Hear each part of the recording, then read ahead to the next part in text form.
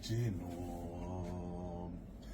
unyangwe maka kuti kundiita sekwe kundadii zvangwe no ndikubvunza uri kubvunza kuti kana ndichimba kanyemba unofanira kupidaira handichidaire iwe handidaire kumunhu asina muono handidaire kumunhu asina muono ndiwe ndirakuudza svondo raporika kuti tani kanyemba kuti Dynamos iri kudi yaScotland pano ukaita makana iwe unombona zvakaitika zvei unombona zvakaitika saka unombona zvakaitika saka kuti Scotland yakadyiwa Dynamos kana kuti Scotland yakadyiwa Dynamos chibhora bhora chechi chibhora bhora unongochionawo une bhora rakadaro rinogowa anonzi Deniva Mukamba bhora rakagoeswa mundikumbuke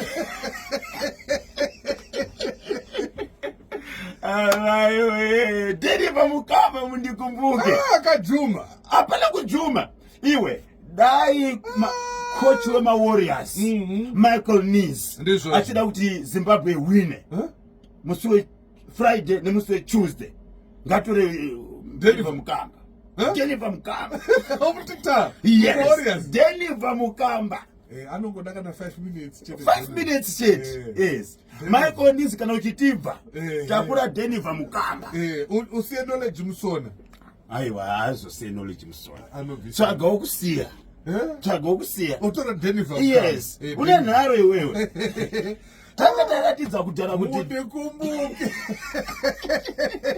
ndakazoona Scott kuti 10,000 kuti enda ukadiye Deniva ana kutakura pahembere aiwa handisi kuzoti akazoendera kumasapota anonoke Deniva akatsvaga kuti nenda kuside document akabhuda kaenda kuvietnam akaenda kubare ed alazafumbukawo kuVIP Dynamos achareregetwa timu ichareregetwa sokutamba sekuseka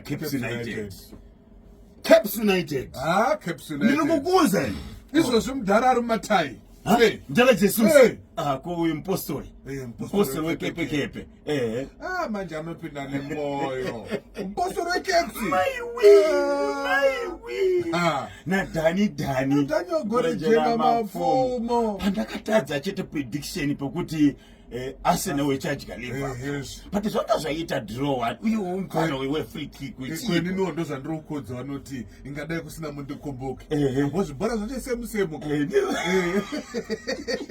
zvibhora Arsenal yakaenda kuLiverpool ichida point wakatarira matambiro aita Arsenal yaida point chete yanga isikatobhuda kada kuwina yakazojumwa nechifree kick yacho ndakaona Mosala ndamira pabhora zvikanza aiwa fendera bukwe enda izvi regai tirove isusu saka zvirise munhu ari kufara ndiBoss Chineke Chelsea neDynamos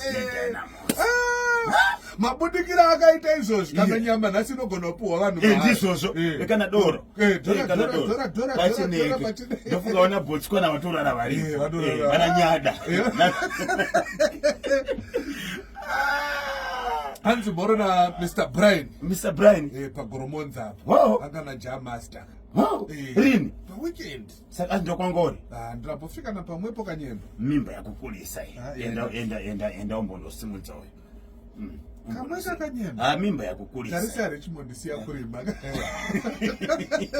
kangu kangonomonaka nyangara kaRichmond siya kurima mimba yakukulisa kana palibe mimba apa ndo muchatinyimisa mari tana siwo munyowani Mr Sugar Chagonda kwana mimba zatine pakumbo kuti pakati akulira kwatokamutare kwakumbuta ndeke auzvizive gaga kwamutare kwakuenda ndeke 2 and 4 150 185 kwakuenda ndeke zvoti takada kuenda kuroad show uko takutongopinda mundege tonemba manengrini ndizvozvo mapepa toda kuenda nandege haya tichafamba na 002 ayo zvakarongeka weekend yanga yakanaka kutanga tiri pashoka apa ndizvozvo ndipirosandoka kune vanhu vese vakasvika pa10 vachitishanyira nemapartners edu ichi chimuti tinokutendai mapartners edu yese aiwa tichatumira mazita acho pachannel vese vatakafamba nawo kuzoti iwo kama listeners varidzi vechimuti ndaitodemboti ngadai Samu anga aripo. Samu nokuti ndianosvitsa ndizvozvoka vanhu vachizvionera. amai Ndiyo nyaya yekuda kuenda kulivhi Samu chiko kurumidza kudzoka kubasa. kurumidza kudzoka kubasa basa riripo here. Kanzuro nekanzuro. kanzuro kanzuro yakarongeka chii. Inini chikumbiro changu andiri kuona tiri pashowground Bulawayo Road. Ngavaise mamakings anooneka. Manje pense pari palibe mamakings kanyena. Uri kuti kubva muna Samora Machel. Ndiani inchoka Samora Machel nayani anoenda kuna ku Ndirekaita Ngwena. Uchibva pashupa pamarobotsi wayo uchienda ku Wilkins. Uri kupaona apa. Wilkins tiri kukwidza. Ukupaona kanyena. Unoona madindi adzara ndizvozvo tiri kukumbirawo ndiSamora Machel naWilkins sati anobata Herbert Chitepo. Please pagadzirisei paita mabudo paita mabudo gadzirisai mukapedza kugadzira mubva maisa mamakings zvakanakisisa. Iyo nzvimbo iri paopen iyo iri pashowground paipakira vanhu apo uri kuona. Ndapaona ndekakanzuru kana kuti ndifunga icancel. Saka ndivari kurendesa ndiye Robert Mugabe Square kauyo ndivari kurendesa vanhu varita motokari paipai varita madriving school. ndofunga ini ndofunga paita sei dasti riri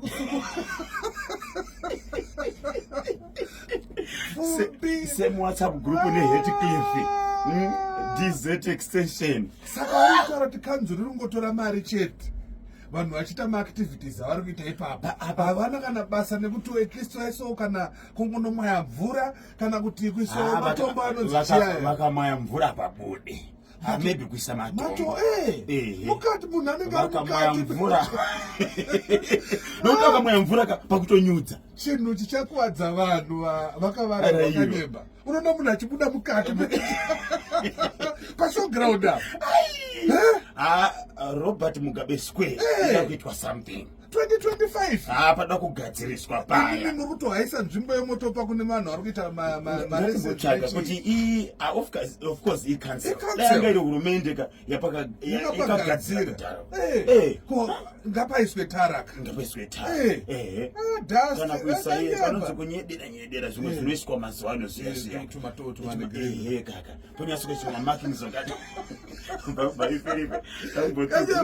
uri kupaona here. ndiri kupaona andinopataipaka here ndinopataipakazi